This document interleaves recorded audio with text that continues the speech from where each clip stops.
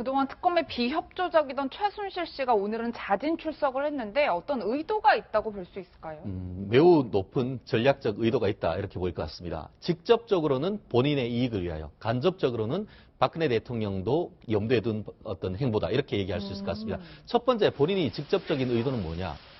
결국 본인으로서도 최대한 특검 절차는 빨리 끝나는 게 좋지 않겠습니까? 만약에 또 안 나오면 체포영장이 됩니다. 그러면은 그 시간이 계속 늦어지면 그걸 빌미로 해서 특검으로서는 연장할 수가 있겠죠. 그렇기 때문에 본인으로서는 지금부터는 적극적으로 수사를 응해서 내 수사 다 했는데 무슨 연장하느냐. 이와 같은 것이 가장 첫 번째 의도고. 두 번째, 대단하네요. 네, 본인에 관한 또 중요한 게 있습니다. 체포영장을 발부를 하면은 48시간 동안 밤샘 조사도 해야 됩니다. 그렇지만 본인이 직접 걸어서 간다고 하면은 야간 조사를 할 때는 본인한테 동의를 얻어야 됩니다. 그렇다고 하면은 나 이제부터 오늘 이제 퇴근할 거야라고 한다고 하면은 더 이상 안 봐도 되는 것이죠. 그리고 말씀드렸듯이 이 검찰 특검에서의 가진 이 증거가 어떤 것인지 이것들을 한마디로 간보기를 할 수 있는 이런 내용이 있습니다. 결국 본인이 이와 같은 것들을 한다고 하면은 결국 간접적으로는 그와 같은 혜택은 박근혜 대통령한테 돌아갈 수도 있다. 이렇게 볼 수가 있습니다. 예, 이종훈 박사님, 오늘의 자진 출석이 박 대통령 측과 긴밀한 공조의 결과다. 뭐 이런 평가들도 있는데 조사 내부에서는 어떤 모습을 보이게 될까요? 그러니까 묵비권 행사하겠죠. 그런데 오늘은 사실은 이제 묵비권 행사하면서 주로 듣는 데 집중하지 않을까 이렇게 되죠. 그러니까 최순실 씨가? 그렇죠. 검찰 쪽에서 오늘은 뭐 모든 혐의에 대해서 물을 수 있는 그런 조건 아닙니까? 그래서 아마 여러 가지 혐의들에 대해서 확인하는 그런 작업을 이제 검찰이 거칠 것 같고요. 그것을 탐색하는데 가장 큰 목적이 있다. 근데 이게 참 우연히 자꾸 이런 일이 겹치다 보니까 이게 연결을 시켜서 생각 안 할 수가 없는데, 그러니까 박근혜 대통령이 오늘 대면 조사 원래 예정돼 있었는데 갑자기 이게 좀 뭐 특검 측에서 언론에 흘렸다라는 걸 이유로 해서 사실은 이제 거절하셨잖아요. 예. 그런데 최순실 씨가 그동안에 계속 이 조사에 응하지 않다가 오늘은 그냥 선선히 응하고 나섰단 말이에요. 이거 두 가지가 어떻게 연결된 것으로 우리가 이해하지 않을 수 없는 그런 상황이 돼버렸다는 거죠. 이게 뭐냐 하면 오늘 특검에서 여러 가지 혐의들에 대해서 다 묻게 되는데 그 대부분의 혐의는 박근혜 대통령도 관련이 돼 있는 혐의들이잖아요. 그러니까 뇌물죄를 비롯해서 뭐 기타 블랙리스트 관련한 것도 마찬가지고 다. 자, 그래서 사실은 박근혜 대통령이 대면 조사에서 특검으로부터 받게 될 질문, 그 예상 질문들을 사실 오늘은 탐색할 수 있는 좋은 기회라는 거죠. 자, 그래서 오늘 최순실 씨는 듣는데 아마 최순실 씨 들어가면 변호사도 함께 대동하지 않겠습니까? 함께 들어가니까 변호사가 그걸 다 기록을 하겠죠. 특검 쪽에서 이런 뭐뭐를 물었다. 자, 그래서 그걸 만약에 박근혜 대통령 법률 조력단에 전달을 한다면 박근혜 대통령은 향후에 있을지 모르는 대면 조사를 준비하는데 이른바 약간 족보가 미리 확보가 되는 그런 셈이나 다름이 없는 거죠. 저는 그런 것도 상당히 조금 의도하지 않았을까 이런 추정을 해봅니다. 아니 잠시만 상상력이 아니 진짜 그럴 수도 있으면 만약에 아니 잠깐만요, 김성환 변호사 특검도 그거를 만약에 대면 조사 할 거였는데 최순실 씨 미리 불러가지고 자진 출석했으니까 그걸 물어봐야 되겠다. 특검도 바보가 아닌 이상 또 그렇게만 할 수는 없는 거 아니겠습니까? 네, 그렇죠. 그러니까 저는 이제 이런 생각을 하는데요. 최순실 배우의 역할은 이제 끝났다. 그렇게 생각합니다. 최순실 씨가 이제 여기 이 국면에서 더 이상 끼어들 국면이 없어요. 그러니까 최준희 씨는 그냥 묵비권만 행사하면 그냥 끝난다고 생각해요. 물론 이제 앞서 말씀하셨던 것처럼 특검이 어떤 이제 수사 시나리오를 갖고 있는지 박 대통령의 뇌물죄 부분과 관련해서 어떤 내용을 이제 물어보고자 하는 것인지 미리 이제 캐는 측면도 있을 수 있는 것 같은데요.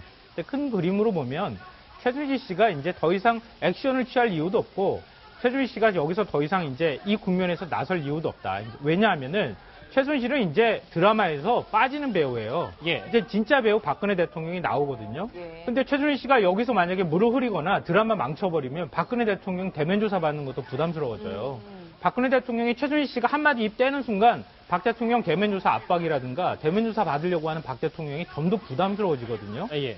그러니까 지금 이 국면은 제가 볼 때 헌재 쪽으로 자꾸 이렇게 박 대통령 대리인단 쪽에서 볼 때는 무게중심이 실려가고 헌재 대리인단 쪽에서는 이제 국민들한테 보일 액션은 다 취했다. 인터뷰도 하고 뭐도 하고 다 했고 이제는 실력 행사에 들어가고 22일 날 마지막 변론 된다고 하는데 그 뒤에 여러 개 카드 우리 갖고 있으니까 그때 또 카드 꺼내면서 계속 3월 13일 이후로 늦춰가는 카드는 우리한테 얼마든지 있다. 무기 있다. 알겠습니다. 이렇게 생각하는 것 같아요. 자, 근데 화면 한번 보실게요. 저 얘기를 하려고 좀 오래 기다렸어요. 왜냐하면 최 변호사님.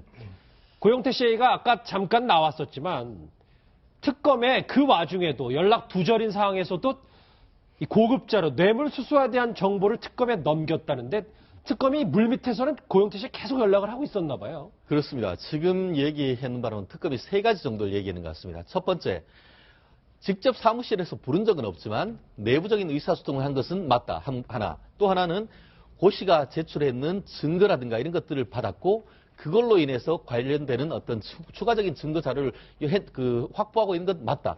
마지막으로 얘기하는 게 되게 중요한데요. 고 씨를 범죄 피의자로 해서 수사할 계획은 없다. 이렇게 얘기를 하고 있습니다. 결국 지금 어떻게 보면은 이 그 검찰의 프레임은 손혜원 의원과 같이 범죄에 협조해주는 어떤 범죄 수사에 협조해주는 사람이기 때문에 어떤 구체적인 실행 행위를 분담을 했지만 우리가 도와주는 사람이기 때문에 이 사람을 어떤 범죄 혐의로 해서 피의자로 할 생각은 없다. 이걸 밝히는 것 같은데요. 예. 상당 부분 내부적인 자료를 갖다 줬다는 점에서 상당히 파괴력이 있을 가능성이 상당히 높고 그것이 무엇인지는 아직 밝히고 있지 않은데 그것이 매우 중요하다고 한다고 하면은 사실은 박근혜 대통령을 대면 조사할 때 제출할 가능성도 없지 않을까 싶습니다. 그래서 그러니까 이 고영태 씨가 새롭게 뭔가를 특검에 제공했다면 정말로 그게 스모킹건일 확률이 굉장히 높은 거 아니겠습니까? 그렇지 않다면 기존에 본인이 증언하고 예를 들어서 뭐 조사 과정에서 이야기한 그 내용과 관련한 정도의 수준의 그 증거 자료라면 특검 쪽에서 뭐 굳이 받을 이유도 없고 잠적하고 있는 사람 연락할 필요도 그렇죠. 없는데. 그렇다는 거죠. 그래서 거기 스모킹건이 담겨 있을 가능성이 굉장히 높다. 더군다나 최근에 사실은 이제 안정범 전 수석의 그 업무 일지를 추가로 이 특검이 확보하면서 거기서도 새로운 내용들이 굉장히 많이 나왔다는 거 아니에요? 대표적으로 예를 들어서 뭐 이재용 부회장하고의 그 3차 독대 과정에서 뭐 박근혜 대통령이 10가지 정도로 뭐 주문을 했다. 이런 내용들이 있는데 이거 굉장히 사실은 박근혜 대통령도 대면 조사에서 이거를 딱 잘라서 부인하기 힘든 그런 내용일 가능성이 굉장히 높지 않나 이런 생각이 들어요. 예. 자, 바로 그 점.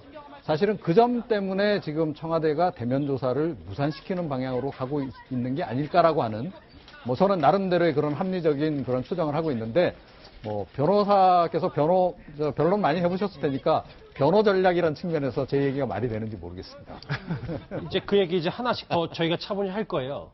헌법재판소와는 연락이 닿지 않는데 특검에는 출석도 하고 긴밀히 연락하는 이 고영태 씨. 어떤 심리를 갖고 있는지 저희가 심리 전문가에게 물어봤습니다. 같이 들어보시죠. 본인도 어느 정도 이 비리에 연루가 되어 있는 거잖아요. 최순실한테 범죄를 밝히는데 기여하게 되면은 본인이 일정 부분 자신의 형량이 줄어들 수 있다고 생각하는 점이 있을 수도 있고요. 자신의 혐의가 인정이 안 돼서 본인한테 유리한 점이 있지 않았나라는 생각이 들어요. 네, 뭐 어쨌든 특검이 오늘 최순실 씨에 대해서 처음으로 뇌물죄 조사를 시작하는 건데 이런 고영태 씨로부터 받은 자료 등을 통해서 성과를 좀 거둘 수 있을까요? 특검 입장에서는 진짜 천군만마를 얻었다고 생각할 수 있다 이렇게 생각하는데요. 뭐 예를 들면 이제 뇌물죄 같은 경우에 뇌물이라고 하는 거는 굉장히 은밀하게 왔다 갔다 하는 거잖아요. 그렇죠. 예. 대놓고 왔다 갔다 하면 그게 뇌물이겠습니까? 그냥 선물이기도 하고 그럼 그냥 공식적으로 주는 돈이 되는 거지. 예. 근데 뇌물이라고 하는 특성을 동물의 왕국에 비유하면 그런 거예요. 사자가 사슴을 사냥해가지고 다 뜯어먹었어요. 다 먹어쳐버리면은 누가 사냥했는지도 모르고 뭘 사냥했는지도 모르잖아요. 예. 근데 사자가 사슴을 사냥하고 난 다음에 살점이 조금 남았는데 하이에나가 가서 뜯어먹었어요. 그러면은 사자가 잡아먹었다는 것도 알고 사슴을 잡았다는 것도 다 알잖아요. 그러니까 제가 볼 때는 최순실하고 고영태의 관계가 그럴 수 있다고 생각해요. 그러니까 최순실 씨와 관련해서 지금 뭔가 자금이 진짜 어떤 공기를 뜯어먹었는지 잘 알 수 있을 거다. 저 그렇게 생각해요. 예. 핵심 증거. 조금만 제가 예. 설명을 드리면 이런 거죠. 그러니까 최순실 씨의 그동안에 이제 우리가 그 행태를 보게 되면 청와대에서 김밥 싸달라 그래서 가지고 나와서 집에서 일하시는 분들에게 나눠주고 그리고 본인이 청와대에 박근혜 대통령이 굉장히 가깝다라고 하는 것을 직간접적으로 굉장히 과시하고 이런 것들이 좀 흔적들이 좀 곳곳에서 나오고 있잖아요. 그 연장선에서 보면 고영태 씨에게 예를 들어서 뭐 청와대에서 들고 나온 뭔가를 전달했거나 아니면 이제 본인이 예를 들어서 뭔가 누군가로부터 좀 뇌물을 수수했다 그러면 그 일부를 나눠줬거나 했을 가능성이 좀 있는 거죠.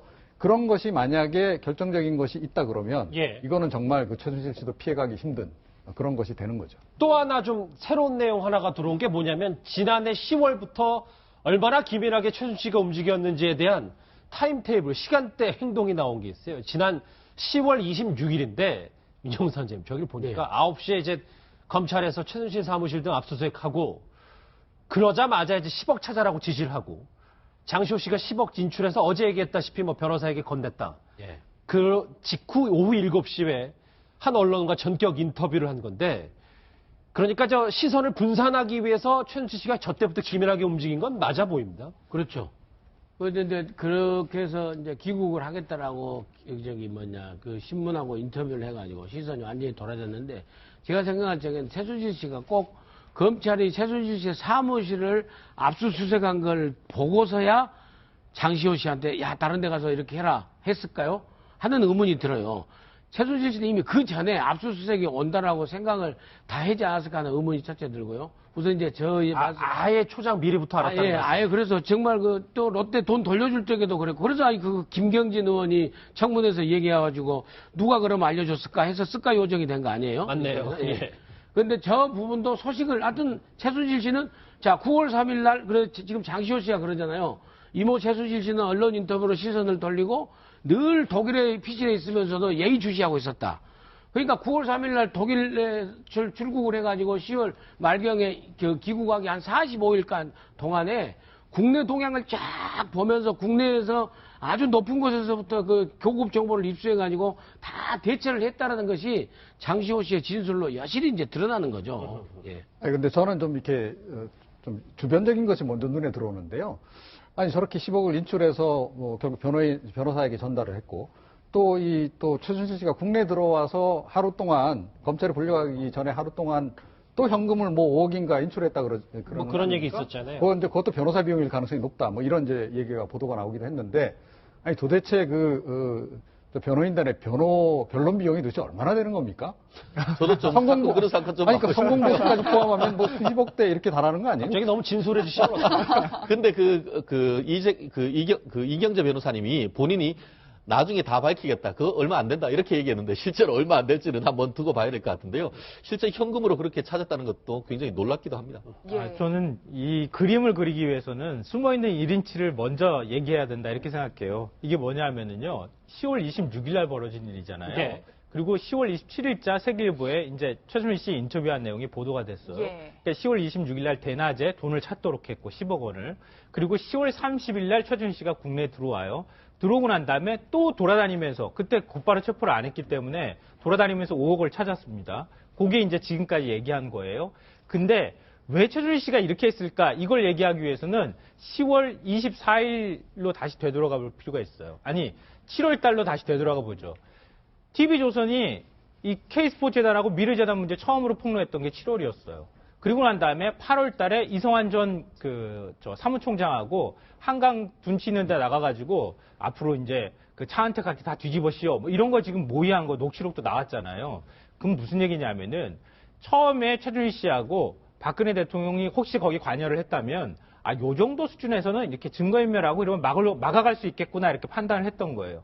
그러다가 10월 24일 딱 와가지고 TV조선에서 JTBC에서 태블릿 PC를 확 터뜨린 거예요. 예. 10월 25일 날 박근혜 대통령이 대국민 1차 사과했습니다. 그러니까 그 행동의 강도가 점점 세질 수밖에 없었다. 그때 화들짝 다 놀란 거죠.